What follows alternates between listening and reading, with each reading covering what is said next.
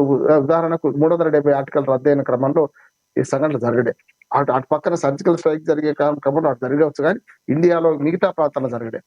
కానీ ఇప్పుడేమైంది, వక్ఫ్ బోర్డు మన సవరణ బిల్లు వచ్చింది.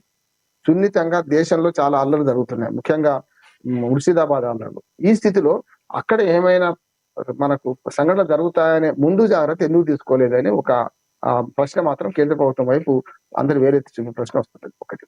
రెండోది ఏంటంటే ఈ జరిగిన తర్వాత ఒక ఏమంటుండ్రు, ఆ వారిని విడిచిపెట్టము, ఈట్కా జవాబ్ పత్ర సేదేత, ఇది కాదు మనం చేయాల్సింది.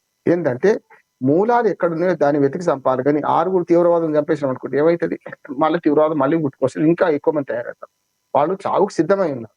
ఇంకోటి ఏంటంటే ఇప్పటిదాకా బాంబు దాడులు వేరేగా చూడాలి, ఈ దాడిని వేరే చూడాలి. ఈ దాడి ఏంటంటే తుపాకులు పట్టుకొని సైనిక దుస్తులు 6 వచ్చి వాళ్ళు పేరు అడుక్కుంటూ నేను చెప్పిన పద్ధతి అంతా పాటించుకుంటూ చంపేసుకుంటూ. అంటే ఏమన్నట్టు, మరి సైన్య వైఫల్యమా, సైన్య దృష్టిలు ఎక్కడి నుంచి వచ్చినాయి, లోకల్ గా వాళ్ళకి మద్దతు ఎవరిచ్చారు, షెల్టర్ ఎవరిచ్చారు, అక్కడ అడవుల్లో వాళ్ళకి నీళ్లు ఏంది, నిప్పులు ఏంది, ఏం జరిగింది అనేది ఈ అంశాలు చాలా కీలకంగా రావాల్సిన అవసరం ఉంది. దాంతో పాటు ఇందాక మీరు మాట్లాడుతూ మిలిటెంట్ డ్రెస్సులు వేసుకోవడం, ఆ డ్రెస్ కోడ్ ఉపయోగించే పద్ధతి అంటే గతంలో కూడా చూసాం ఇలాంటి రావటం. అంటే మిలిటరీ వాళ్ళే చంపేస్తారు. కాశ్మీర్లో చాలా వరకు మిలిటరీకి అక్కడ ఉన్న ప్రజలకి ఇలాంటి వైరుధ్యాలు సృష్టించడానికి మూల కారణం కూడా ఆ వేషంలో రావటమే. సో అలాంటి గతంలో చాలా సందర్భాల్లో విన్నాం. ఇప్పుడు కూడా అదే మోటివ్ అనుకోవచ్చు మనం. అట్లా కాదు, ఇప్పుడు మిలిటరీ వాళ్ళు గతంలో ముష్కలను చంపే క్రమంలో కొందరు పౌరులు కూడా చచ్చిపోయారు, కాదట్లేదు. ఇప్పుడు మన దగ్గర కదా, ఇప్పుడు నక్సలైట్లను చంపే క్రమంలో, నక్సలైట్లు లేకుండా పోలీసుల మీద దాడి చేసే క్రమంలో కొందరు సామాన్యులు మధ్య చనిపోయే వాళ్ళు ఉంటారు, కాదంటలేదు. పౌరులు చచ్చిపోయారు, పోలీసులు చంపితే పౌరులు చంపేశారు, గిరిజనులు చంపేది మనం అంటుంటాం కదా. ఇక్కడ కూడా ఏమైందంటే గతంలో ఈ ముష్కరులను చంపే క్రమంలో కొందరు షెల్టర్ తీసుకున్న ఇంట్లో పౌరులు కూడా చనిపోయిన సందర్భాలు ఉన్నాయి, దాని మీద ఆందోళన చేసే సందర్భాలు. కానీ ఇక్కడ అట్లా కాదు, వీళ్ళు ఏం చేశారంటే సేఫ్ సైడ్ చూసుకున్నారు. అంటే సైన్యం వస్తే ఆ సైన్యం దుస్తులు ఉంటే మమ్మల్ని ఆదుకోవడానికి వచ్చింది అనుకుంటారు, కానీ చంపడానికి వచ్చింది ఎవరు ఊహించారు కదా. ఎప్పుడైతే వాళ్ళు 6 ఎవరికి వాళ్ళు ఏది, ముఖ్యంగా ఇంకోటి ఏంటంటే సింగరేణి కాలేజీలో కదా మనం లైట్ పెట్టుకుంటారు గను లోపడి పడడానికి, అట్లా మన నుదుట ఒక కెమెరా పెట్టుకొని కెమెరా లైట్ బిగించుకొని వాళ్ళు దాడులు చేశారు. అంటే ఇది ప్రపంచవ్యాప్తంగా బాగా ఫోకస్ కావాలనుకున్నారు వాళ్ళు. జేడీ వ్యాన్స్ ఇక్కడ తిరుగుతున్న సందర్భం, మనం ప్రధానమంత్రి లేని సందర్భం, అది కూడా సౌదీ అరేబియాలో తిరుగుతున్న సందర్భం చూసుకొని ప్రపంచానికి ఫోకస్ కాబట్టి ఇదే సరైన సమయం వాళ్ళు ఎన్నుకోవడం చాలా వెల్ ప్లాన్డ్ గా వాళ్ళు వచ్చిండ్రు.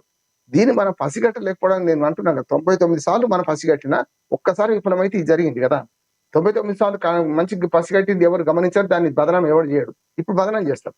కనుక దీన్ని ఏమంటున్నానంటే ఆ సైనిక దుస్తులు రావడానికి కారణం అది కాదు, వాళ్ళు ఏంటంటే వచ్చిన వాళ్ళని వెంటనే అనుమానించకుండా ఉండడానికి. కానీ ఒక్కొక్కరిని ప్రశ్నించుకుంటూ వాళ్ళకైతే చాలా చాలా బాధ అనిపించింది. ఎందుకంటే పొద్దు నుంచి దాదాపు 8-10 టీవీలో మాట్లాడుతున్నాను.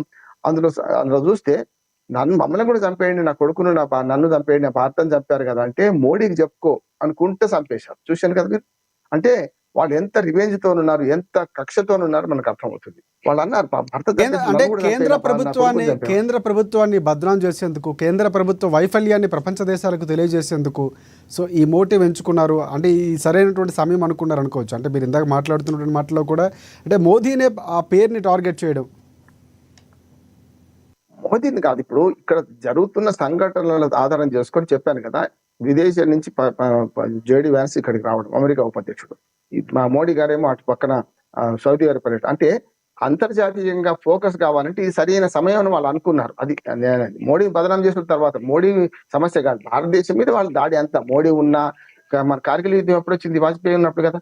అంతకుముందు ఇందిరాగాంధీతో మన బంగ్లాదేశ్ యుద్ధం ఎప్పుడు వచ్చింది, ఇందిరాగాంధీ గారు ఉన్నప్పుడు కదా. అంతకుముందు లాల్ బహదూర్. అంటే ప్రధానమంత్రుల సమస్య కాదు వాళ్ళకు, భారతదేశాన్ని ఎట్లయినా నాశనం చేయాలి వాళ్ళ ఉద్దేశం అది.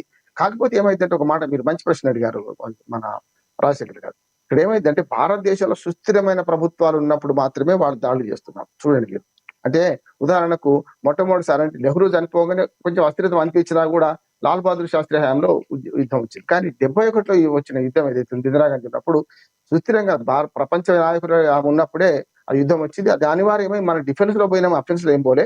అప్పుడు ఒక మాట వస్తుంది, చాలా మంది అంటుంటారు కానీ చరిత్రను మళ్ళీ తిరగరాయలేం, గత జలసంధు బదనం చేయలేం. కానీ ఆయన లాహోర్ దాకా తరిపి కొట్టినాం. అంతేందుకు కార్గిల్ యుద్ధంలో కూడా గట్టిగా మనం ప్రతిఘటించినాం వాజ్పేయి గారు ఉన్నప్పుడు. కానీ మనమేమో డిఫెన్స్ లో పోయి ఎప్పుడు కూడా అది ప్రధానమంత్రులు ఎవరున్నా ఏ పార్టీ ఉన్నా మనము విశ్వశాంతి కోరుకునే వాళ్ళం, అనవసరంగా వేరే వాళ్ళ సార్వభౌమ అధికారాన్ని దాడి చేయని వాళ్ళం. అది పాటిస్తున్నాం ఇప్పటిదాకా ఏ ప్రధానమంత్రిలా. ఇప్పుడు కూడా ఏమైందంటే మోడీ టార్గెట్ వాళ్ళు కాదు, మోడీ టార్గెట్.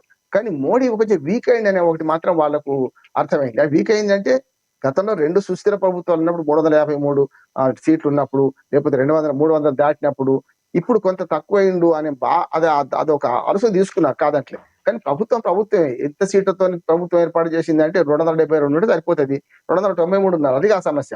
కానీ ఇక్కడ తీవ్రవాదం తీరు మారింది అంటున్నాను. నేను చెప్పాను ఇంతకుముందు పిచ్చివాడి చేతిలో రాయిలాగా ఎవరిని పడితే వాళ్ళు బాబుతో చంపకపోయే దానికి టార్గెటెడ్ గా హిందువులని అంటే నాన్ ముస్లింలని చంపే టార్గెట్ కు తేడా ఉంది. ఆ దాడి ఈ దాడి నెంబర్ 1. రెండోది ఏంటంటే అంతర్జాతీయంగా ఇవాళ దాన్ని ఫోకస్ చేద్దామని వాళ్ళు చూసిండ్రు, అది సక్సెస్ అయింది. అందుకని రైట్ రామ్మోహన్ గారు ఒకసారి అంటే దానికి ఒకటే మాట సంబంధించి ముగిస్తాను సార్. మూలాలు వెతికి Yes. ఒకటే మాట సార్, మూలాలు వెతికి ఇప్పుడు కేవలం 6 తీవ్రవాదం చంపడం కాదు, దీని మూలాలు వెతికి మనం ఖచ్చితంగా అక్కడ దెబ్బతీస్తే తప్ప ఈ తీవ్రవాదం ఆగదు.